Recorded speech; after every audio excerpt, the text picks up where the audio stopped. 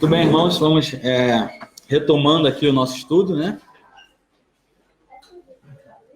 Então, a gente viu nessa primeira parte a criação, o casamento na criação, né?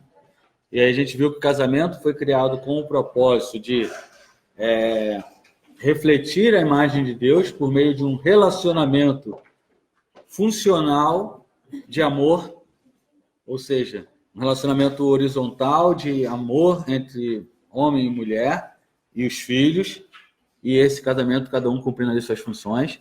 Vimos que esse casamento foi criado para reproduzir a imagem de Deus, ao ter filhos e transmitir a fé piedosa para esses filhos.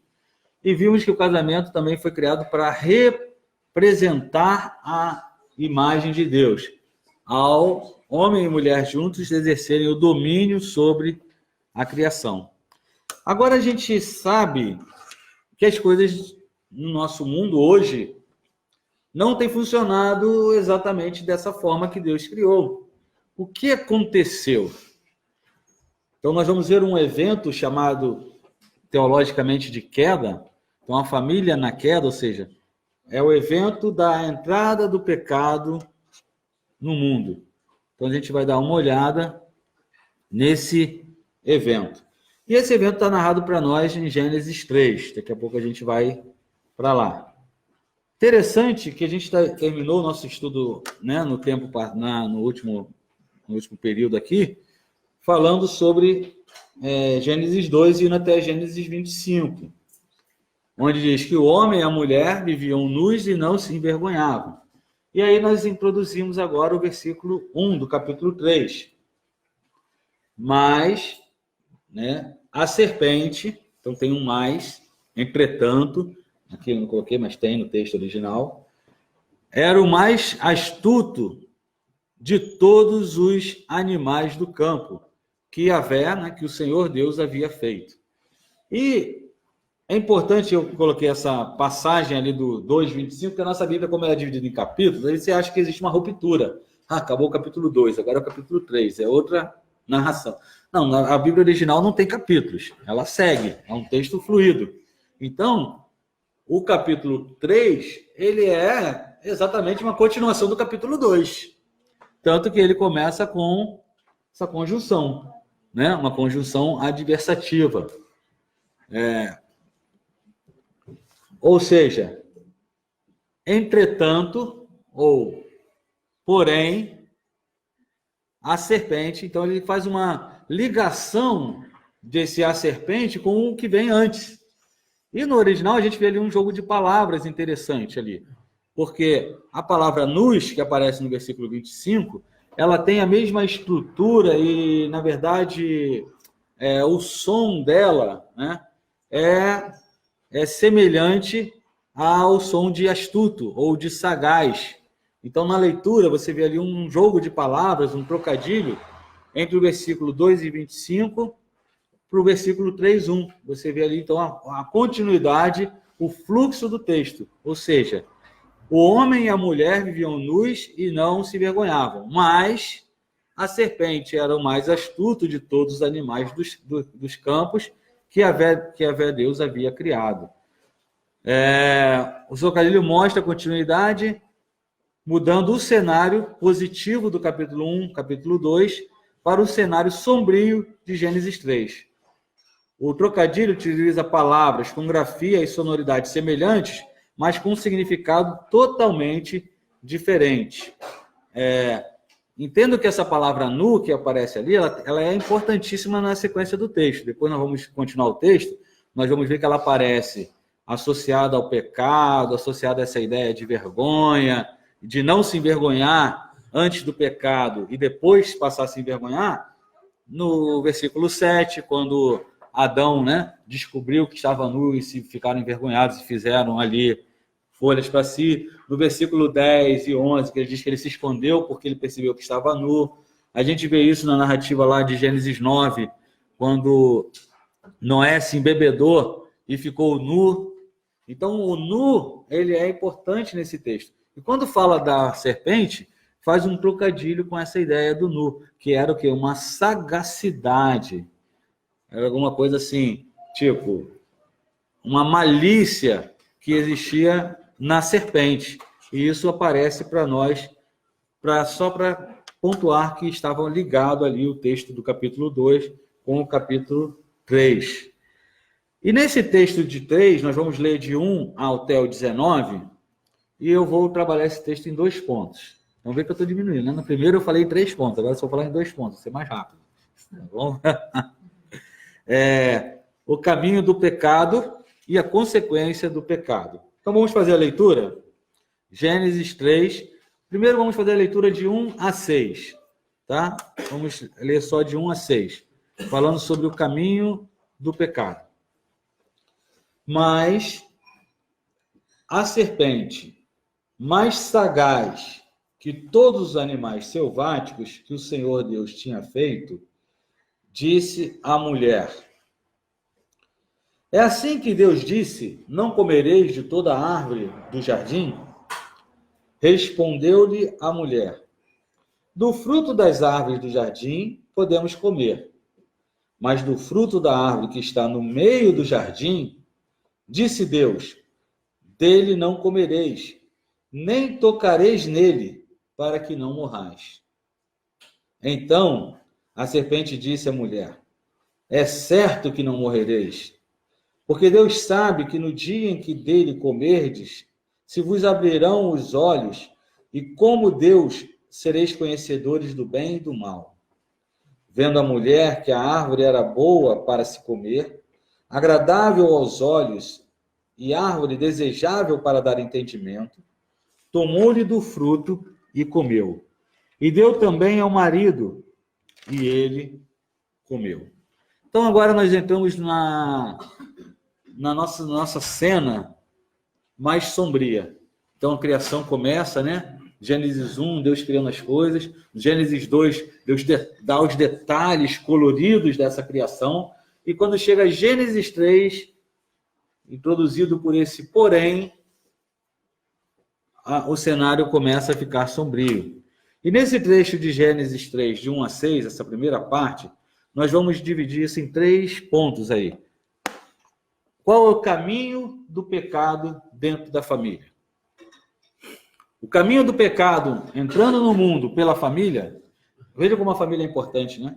A família é tão importante que ela começa, a narrativa bíblica começa com família, no Gênesis 1, o primeiro casamento, e a família passa por toda a história bíblica, desde a queda, a restauração, tudo, e a gente vai ver a promessa de graça, e ele conclui em Apocalipse num casamento. Começa num casamento e conclui num casamento de Cristo com a sua noiva vitoriosa. Então, toda essa trajetória da família é a trajetória da raça humana. O casamento é um espelho do que é a vida e a existência humana. Ela é central, ele é essencial para que nós possamos viver, e por isso ele é o padrão de Deus. Então quer dizer que quem não casou está fora? Não. Deus pode ter, vamos dizer assim, planos específicos para pessoas específicas. Então, alguns são chamados para não casar, o celibato. E isso é algo que a Bíblia nos fala. Mas são as exceções. O padrão geral e a regra geral de Deus é que nós vivamos dentro de casamentos que vão refletir a glória de Deus. Agora, esses casamentos certamente foram afetados pelo pecado, como nós veremos. Seguindo uma sequência aqui, nós vamos ver que o primeiro ponto nesse caminho da queda foi dúvida. Aconteceu dúvida. Versículo 1 a 3 fala dessa dúvida. A serpente, ela lançou dúvida no coração da mulher. Satanás lança dúvida no coração da mulher sobre o que Deus disse, primeiramente. Ele lança, dizendo assim, mas Deus falou como mesmo, hein? É assim que Deus disse, não comereis de toda a árvore do jardim? Não conhecer bem a palavra de Deus é um erro grave que as famílias cometem. E quando dentro da família a palavra de Deus não é bem conhecida, entendida e firmada, a dúvida começa a acontecer. Deuteronômio, capítulo 6, instrui a família a manter a palavra de Deus no coração para cumprir. O Salmo diz que nós devemos guardar a palavra de Deus no coração para não pecarmos contra ele. Então, a primeira segurança para que nós interrompamos o caminho da dúvida é nós conhecermos bem o que a palavra de Deus diz para nós. Então, dentro do casamento, a primeira coisa que o inimigo vai atacar é lançar dúvida sobre o que a palavra de Deus diz. E quanto menos nós conhecermos, mais dúvidas surgirão, né? O mandamento foi dado para Adão, né? Quando ele estava só no jardim. E ele passou para Eva, mas não sabemos como isso foi feito. Possivelmente, se ele passou certo, se ele passou diferente.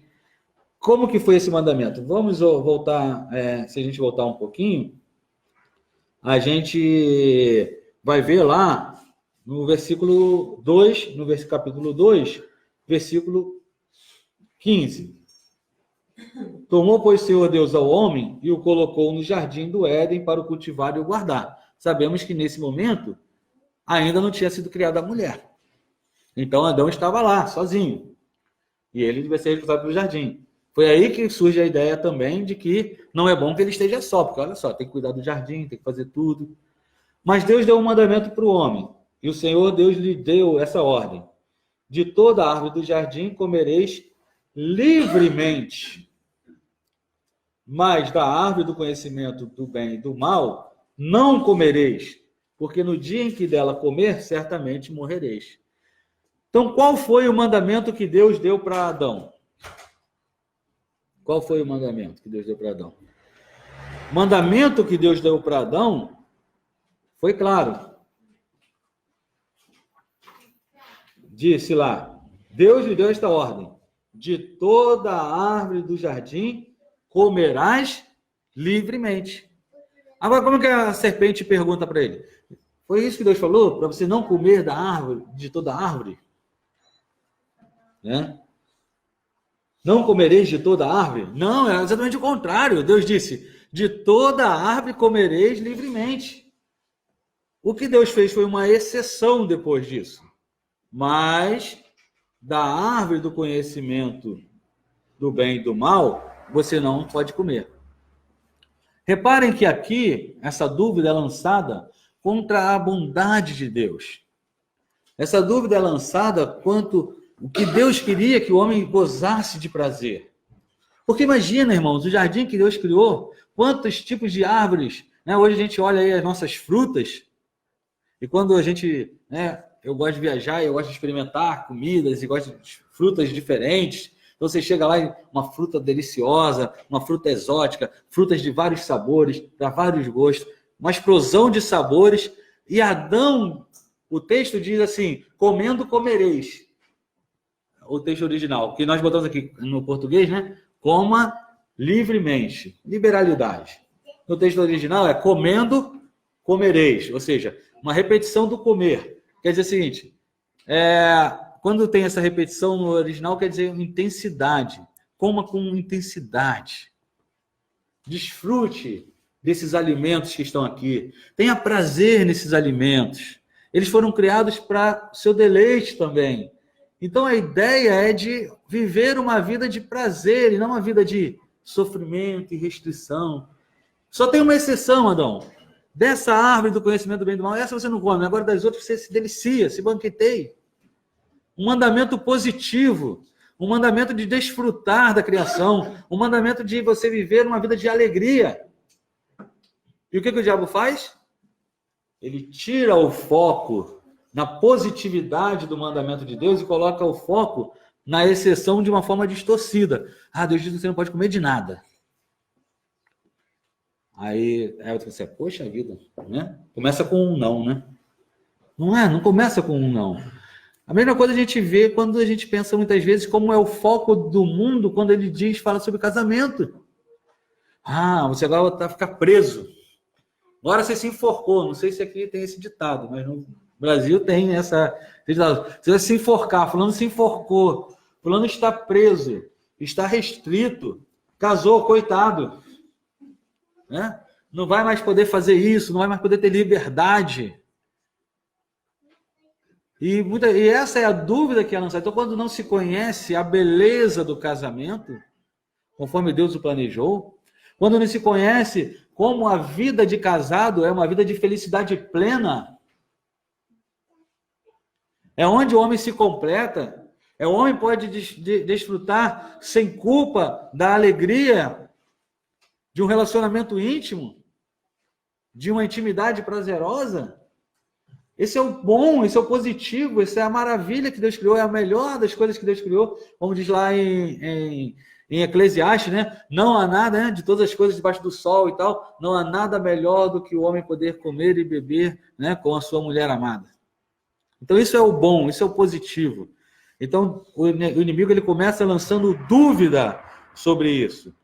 A ênfase saiu do comer livremente para não comer. E isso coloca em xeque o prazer de estar fazendo a vontade de Deus. Coloca em xeque o prazer de estar cumprindo a palavra do Senhor. Cumprir a palavra de Deus é restritivo.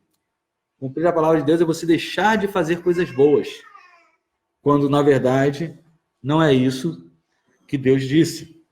Então, muitas vezes, as pessoas vão olhar para o casamento achando que o prazer está fora do casamento, em vez de olhar para as delícias que é viver dentro do casamento, dentro do que Deus quer para nós.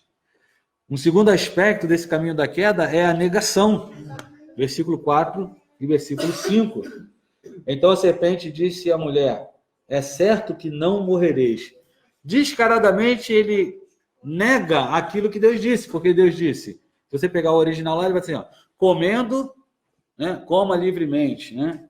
E aí ele diz, comendo, comereis. No final, se você comer da outra árvore, você vai morrer. Morrendo, morrereis. Ou seja, Deus enfatiza a morte em comer da árvore, né, como uma consequência. No dia em que dela comer, certamente morrerás.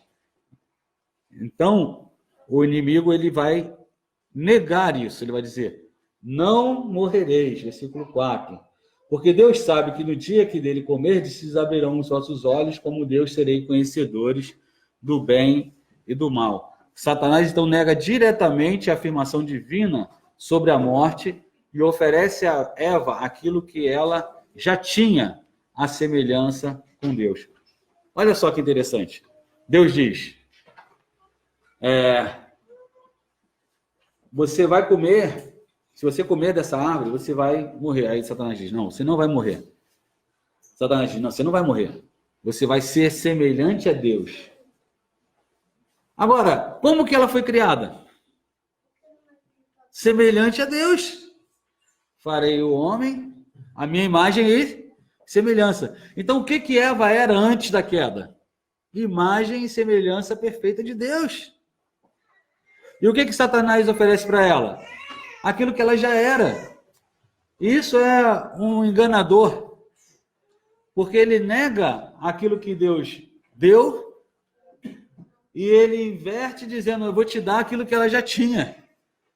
Ou seja, ela já era semelhante, né, a Deus.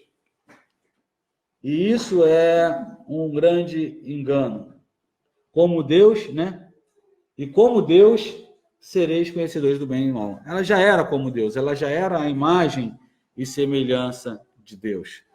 Versículo 6 vai dizer então do terceiro passo da queda. Primeiro, gera-se a dúvida quanto à bondade de Deus sobre cumprir os mandamentos de Deus, como isso é bom. E coloca-se o mandamento de Deus como algo ruim.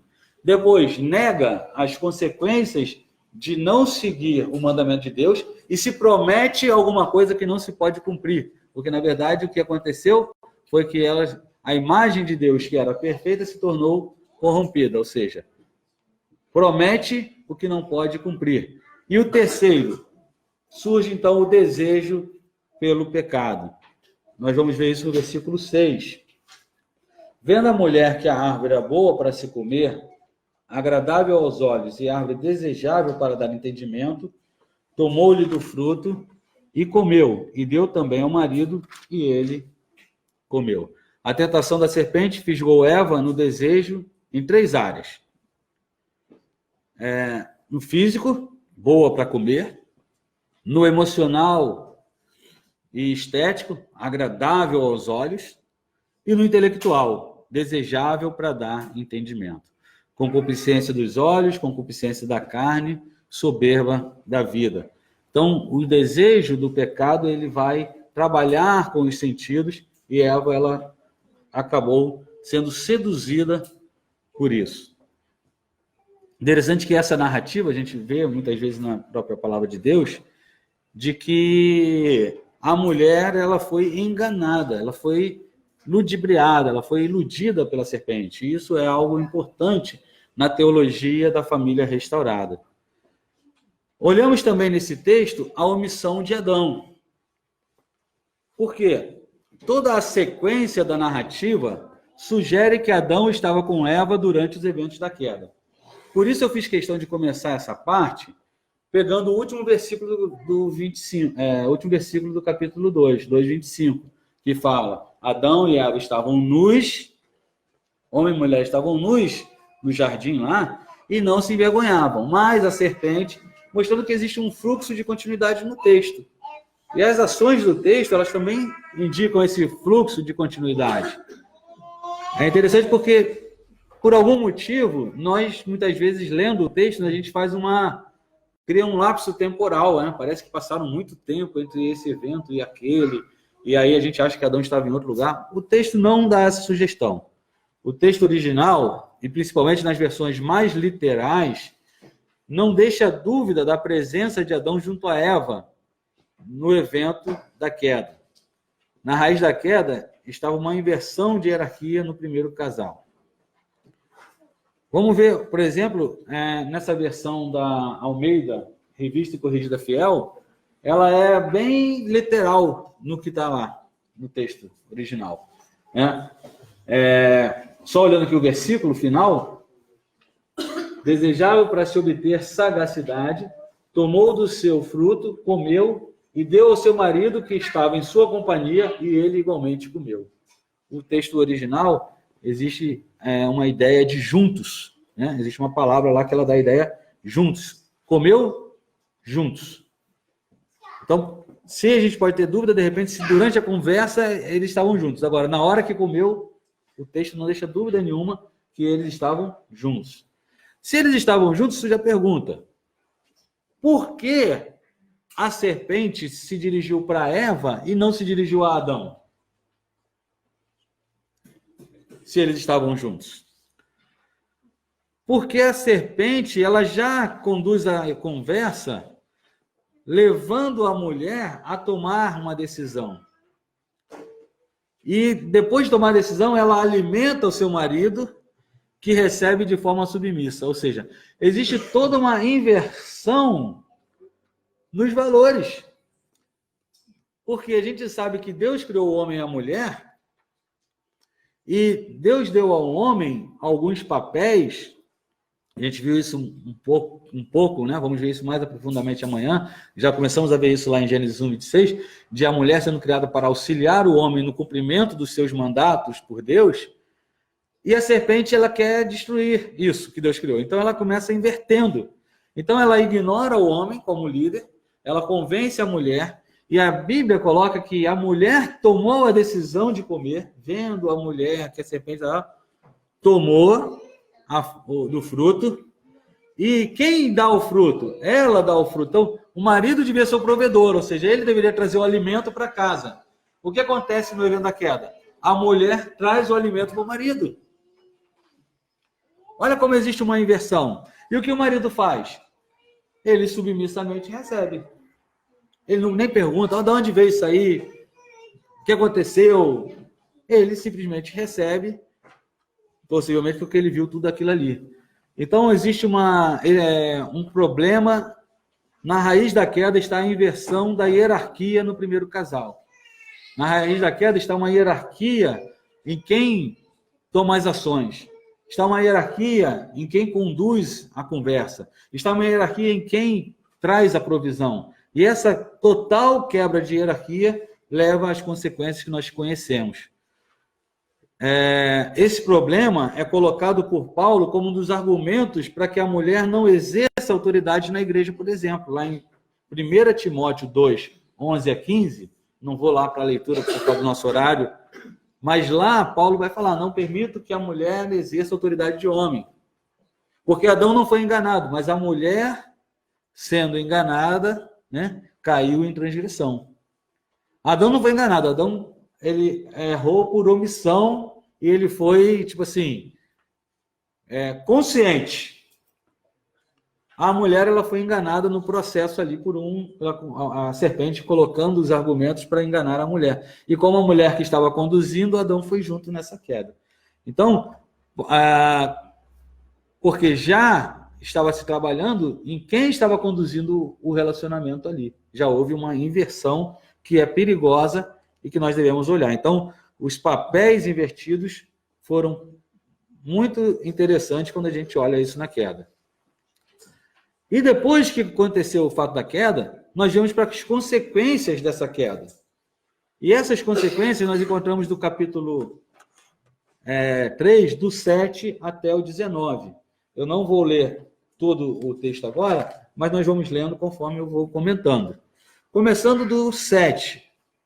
No 7 até o 12, nós vamos ver que isso começou na perda de comunhão. O pecado afetou o relacionamento do homem com Deus e corrompeu os 3 propósitos de Deus na criação. O casamento era para refletir a imagem de Deus no relacionamento de harmonia, lembram? Na diversidade de pessoas em unidade. O que aconteceu com o pecado? Essa unidade já foi quebrada. Essa relação harmoniosa já passou a ser uma relação conflituosa. Começou o conflito do casal. O casamento, ele foi criado para reproduzir a imagem de Deus por meio dos filhos. E isso já foi afetado. A gente já vê que o homem passou a ter filhos segundo a sua própria imagem, e esse ter filhos e criar filhos já foi doloroso.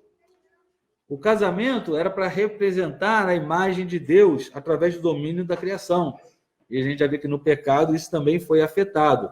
O homem já passou a ter o quê? Dor para carregar, né? Dor para carregar os filhos e tudo mais. Então, esses são pontos que vale a pena nós destacarmos, e vamos destacar cada um deles. Primeiro, perda de comunhão. Foi a primeira consequência da queda, né? Foi a percepção da nudez. Versículo 7 ao 12.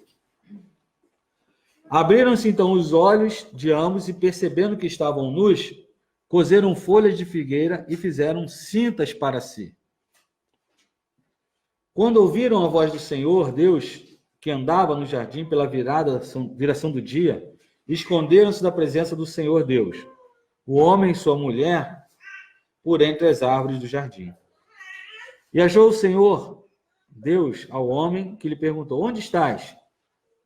Ele respondeu: ouvi a tua voz no jardim, e porque estava nu tive medo e me escondi. Perguntou-lhe Deus: quem te fez saber que estava nu? Comeste da árvore que te ordenei que não comesse? Então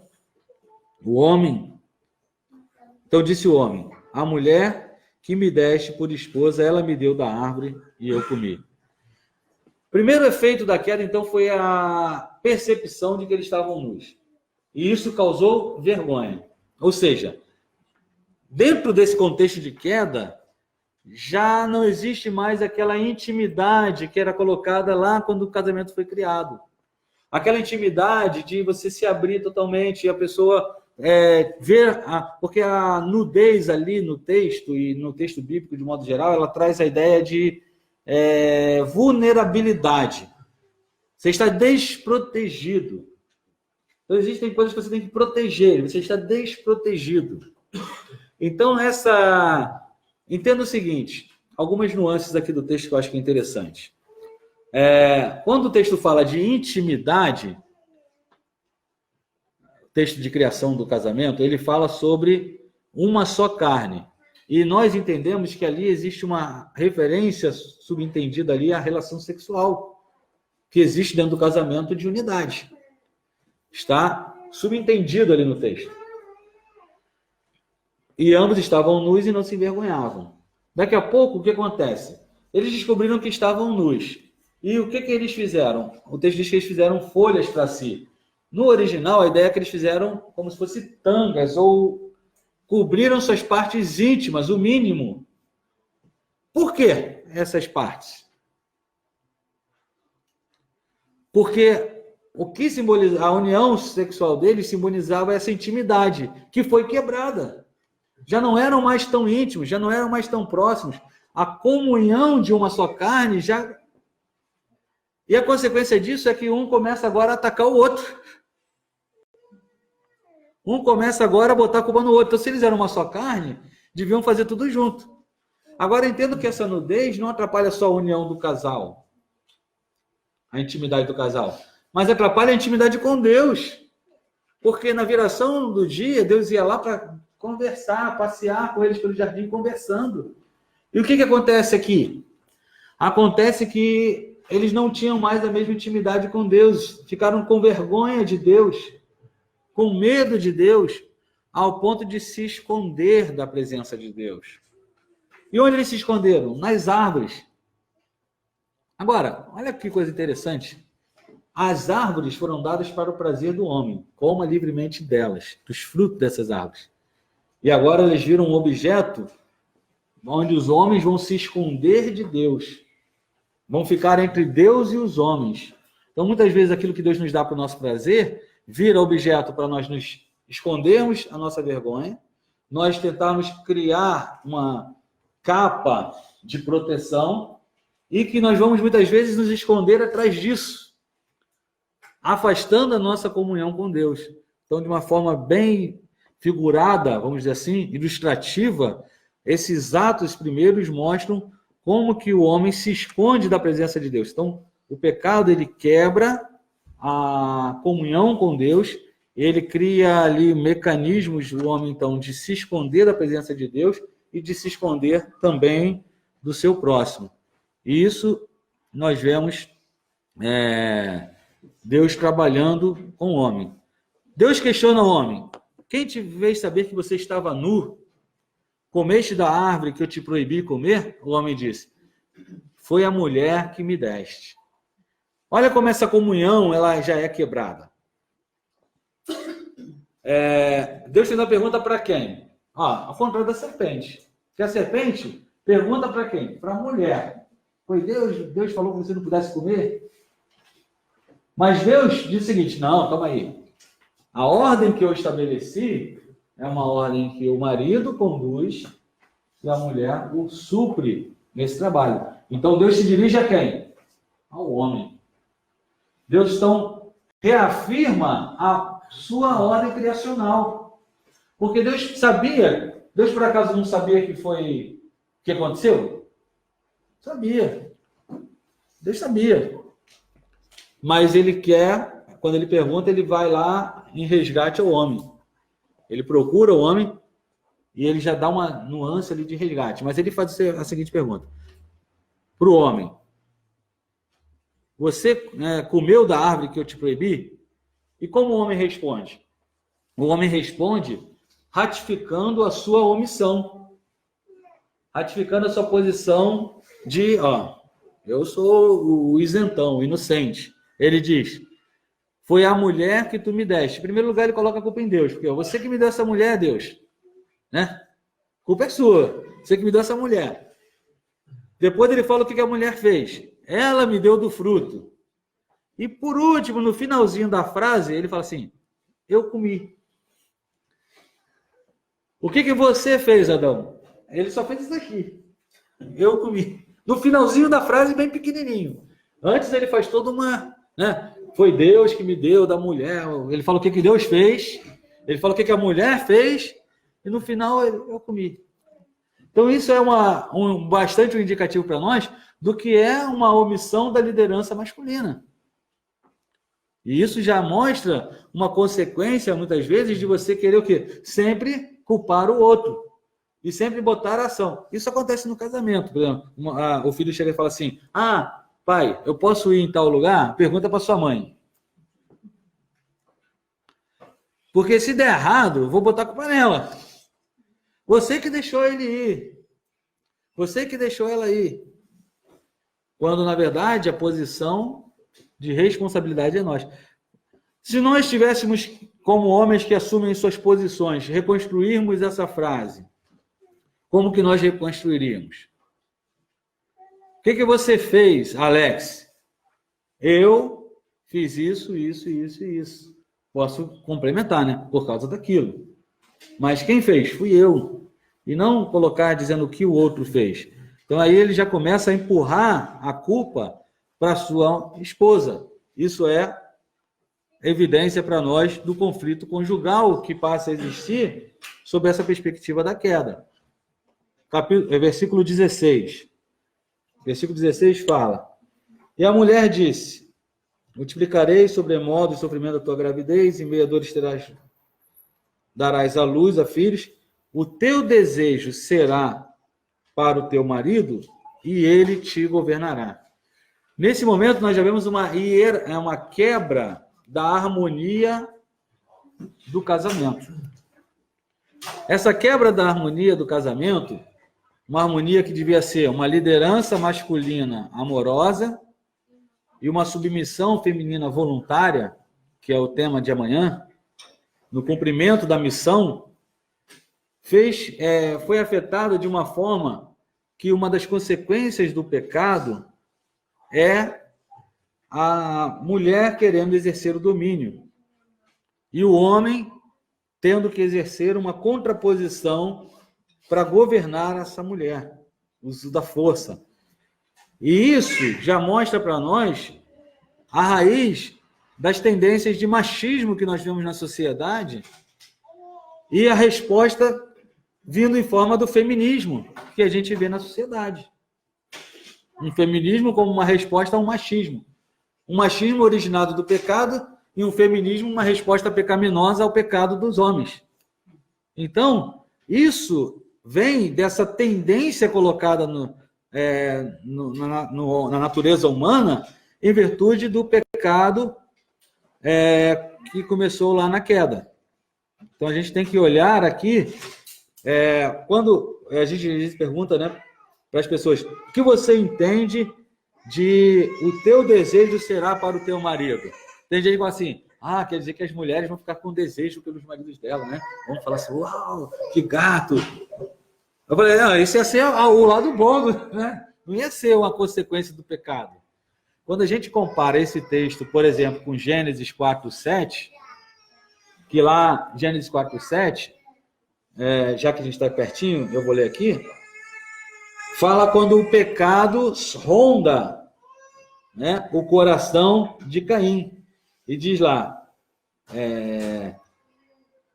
se procederes bem, não é certo que serás aceito? Se todavia procederes mal, eis que o pecado jaz à porta. O seu desejo será contra ti, mas a ti cumpre dominá-lo. Essa frase aqui, o seu desejo será contra ti, mas a ti cumpre dominá-lo, é a mesma frase, literalmente usando as mesmas palavras, que a frase que diz para a mulher, o teu desejo será para o teu marido. Só que aqui na tradução, optou-se botar a palavra para. E lá optou-se de botar a palavra contra o teu marido. Mas a palavra original é a mesma. Então, já existe um subentendimento de interpretação aqui que fez uma distinção. Só que a ideia do texto, dentro do seu contexto, seria você entender o seguinte: o seu desejo, mulher, será contra o seu marido. Vai ser indo contra ele, contra a vontade dele. E ele vai te dominar, ou ele vai te governar. Eu costumo dizer em aconselhamentos que toda vez que um marido tem que chegar para uma mulher e falar, seja submissa, porque eu sou o cabeça dessa casa, eu já digo, isso já é efeito do pecado. Você não precisava falar isso. Pastor, mas eu tenho que falar porque... Não, e se você falar isso afirmando a sua liderança, isso já é... Você já está dentro desse contexto aqui do versículo 16. Não é que o marido não é, você é. Mas toda vez que você precisa usar de ferramentas, seja de aumentar o tom de voz, seja de usar alguma forma de, sei lá, até de força física em alguns casamentos acontece, isso é pecado. Porque a liderança não foi feita para ser exercida como uma forma de domínio, de tirania. Não é essa a ideia, o ideal de Deus. É uma liderança amorosa, uma liderança servidora. É ser o cabeça como aquele que guia, que supre, não aquele que é o chefe, que manda, eu que tomo as decisões, eu que decido.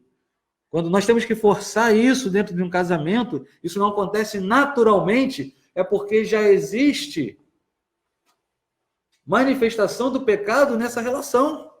Então nós temos que olhar com um ar de preocupação quando nós vemos as coisas sobre esse viés, esse aspecto. Quando cada membro do casal foi afetado pelo pecado, justamente nas suas áreas de responsabilidade dadas por Deus. O papel da mulher era auxiliar o marido na missão dele de uma forma submissa, amorosa, tranquila, nunca de dominá-lo. Em contrapartida, o mandamento do homem era exercer uma liderança servidora, amorosa, representada no cultivar e no guardar, mas ele começou a usar essa liderança para dominar o seu próximo. E o primeiro próximo que ele quer dominar é a sua mulher. Então, a gente tem que olhar isso com bastante cuidado. Outro efeito do pecado foi sobre a criação de filhos, né? Versículo 16 fala sobre isso. Multiplicarei sobremodo os sofrimentos da tua gravidez, em meio a dores terás filho. Algumas pessoas vão dizer assim, isso quer dizer a dor do parto. Talvez a dor do parto seja um sinal disso. Mas o texto aqui usa uma figura de linguagem em que você vai falar do todo falando do início. Então, quando você fala do início, você, na verdade, está representando o todo. Então, quando ele diz concepção, está querendo dizer que criar filhos desde a concepção é doloroso. Ter filhos vai ter problema. Por quê? Porque agora os filhos não são mais a imagem de Deus simplesmente. Os filhos agora, eles são a imagem do homem. Gênesis 5:3 fala isso, né? E Adão teve filhos conforme a sua imagem, depois do pecado. A imagem de Deus corrompida em Adão, de alguém que queria dominar, exercer o domínio pela força, isso foi reproduzido nos seus filhos. Então, os filhos que deveriam ser obedientes, agora são, muitas vezes, o quê? Desobedientes. Os filhos que deveriam ser submissos aos seus pais, querem ser rebeldes. E isso traz dor para os pais. Os filhos que deveriam receber a fé, muitas vezes são contrários à fé. Os filhos que deveriam representar a glória de Deus, não representam. E isso é dor. Então, o primeiro propósito de Deus de harmonia foi quebrado pelo pecado, corrompido pelo pecado. O segundo, de reproduzir a imagem de Deus, foi afetado pelo pecado. E o terceiro também foi afetado pelo pecado. Dificuldade na missão. Uma outra consequência para a família é a forma como o pecado afetou a criação em geral. E a relação do trabalho. O que o homem devia fazer? Dominar. Não era isso? Dominar a terra. Como que Deus afetou isso? Chegou a um ponto em que o homem passou a ter que suar, a terra foi amaldiçoada, e em vez de alegremente entregar os seus frutos, começou a dar espinhos. Então, nem a submissão da terra, o homem como representante de Deus na criação, e a criação se sujeitando ao homem, a criação começou a se rebelar contra o homem. O homem começou a ter trabalho muito mais difícil. Coma livremente. Não é mais livremente. Do suor do teu rosto comerás. Ter comida agora não é mais tão livremente como deveria ser. Por quê? Porque você pecou. Então, o pecado afeta enormemente a nossa família. Pecamos comendo, sofreremos para comer, consequência do pecado.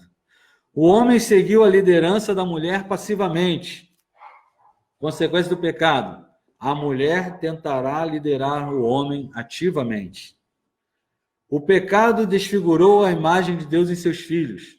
Consequência, os homens sofrerão a dor por causa, sofrerão dor causada pelos filhos pecadores.